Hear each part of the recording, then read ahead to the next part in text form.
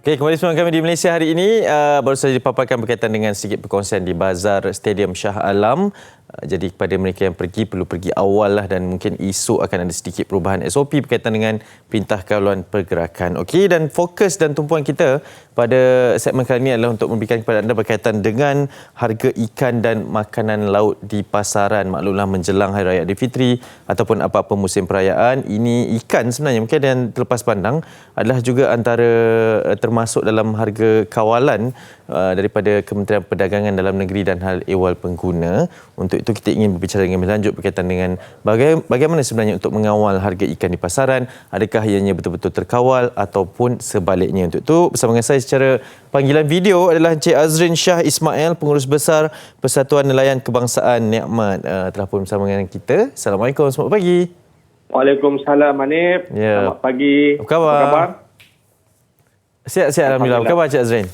Alhamdulillah sihat. Ya, yang pertama terima kasih kerana sudi bersama kami di Malaysia hari ini pada pagi ini. Mungkin fokus perbincangan kita adalah berkaitan dengan harga ikan di pasaran. Pada ketika ini realitinya bagaimana dengan kawalan harga ikan di pasaran? Secara general ya, harga ikan ni kalau ikutkan memang sentiasa terkawal lah. Kerana ikan ni merupakan satu bahan mentah yang dia ada banyak faktor lah yang menyumbang kepada harga tersebut. Kalau ikutkan harga ikan tu dia ada faktor dalaman dan luaran lah yang mengawal harga ikan kan. Contohnya macam ikan ni, kalau ikan di laut ni kita ni tak boleh nak kawal pasal dia kuasa Tuhan saja. Maknanya selain daripada itu sebabkan musim tengkujuh dan sebagainya, ia akan mempengaruhi pengeluaran ikan daripada laut tu. Terusnya dia akan direct lah kepada permintaan lah.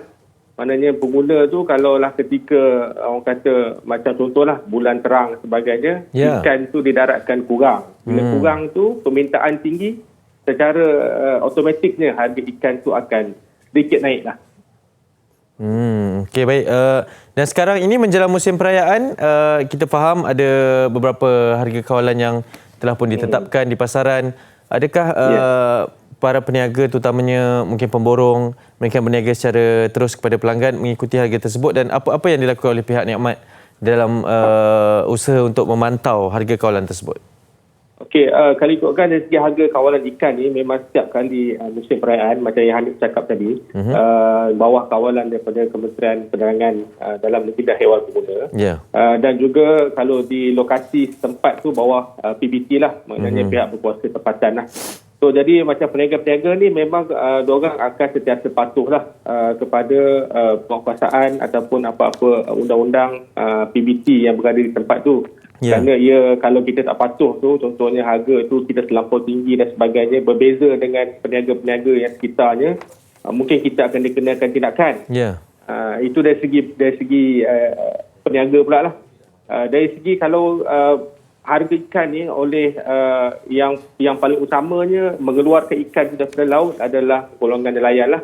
Kalau nak dikatakan golongan nelayan ni harga lagi tinggi, lagi dia sukalah. Kerana pendapatan dia akan lebih. Jadi itu di pihak nelayan. Macam Nikmat ni pun kita memang berada di pihak nelayan. Tetapi dari segi pengguna akhirnya ia akan terkesan lah. Sebabkan bila harga tinggi, orang ramai akan terbeban dengan harga tersebut. Seterusnya kuasa beli itu akan kurang. Jadi bila nak mengatakan pada bulan Ramadan ni, maknanya pelanggan ni ataupun pengguna dia ada pilihan lah sebenarnya.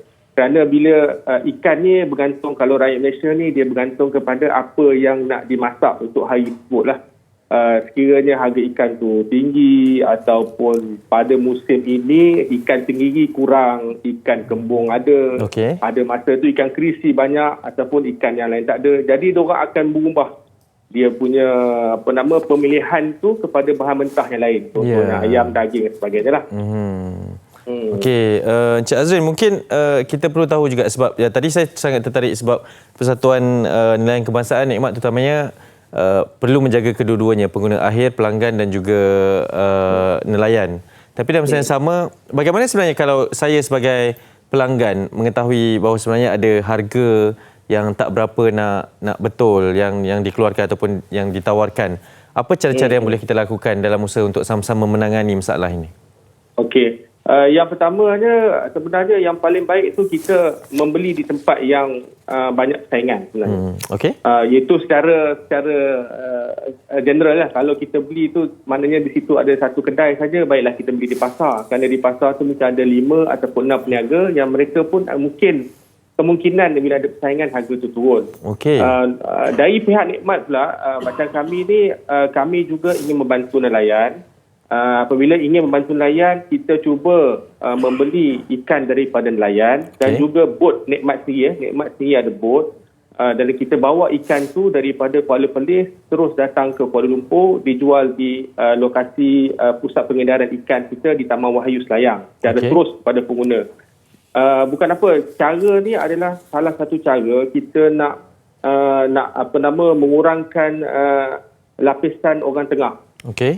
Orang tengah ni tak boleh nak dikatakan ia satu yang negatif. Kita perlukan orang tengah kerana ikan tu berada di tepi-tepi pantai bila didaratkan. Jadi kena adalah satu entiti yang membawa ikan tu daripada tepi pantai ke kawasan-kawasan perumahan ataupun bandar. Okey.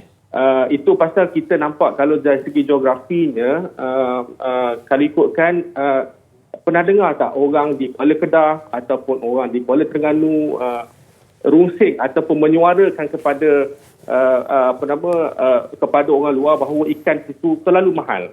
Jarang kita dengarlah rentetan daripada rungutan daripada orang-orang di tepi pantai ni, Kincan, Pulau Selangor sebagainya. Selalunya yang menyuarakan harga itu mahal adalah berada yang di tengah-tengah.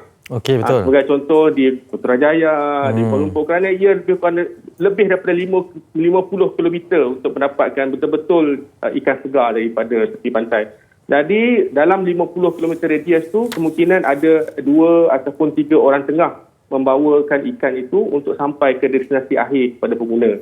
Jadi di situlah yang kita di pihak Nikmat kita cubalah untuk membawa ke ikan terus ke Selayang. Dan kita jual ikan kita sendiri, di samping itu kita jual ikan-ikan yang ahli-ahli lah, supaya pengguna ni dapat satu kualiti yang baik. Kemudian harga ikan ni juga dia bergantung pada kualiti. Nak dikatakan orang tengah ni negatif pun tak boleh jugalah. Sebab kan bila ikan ni kita tak boleh simpan macam kita simpan emas. Kalau boleh sebenarnya bila kita daratkan hari ini, kita jual hari ini juga.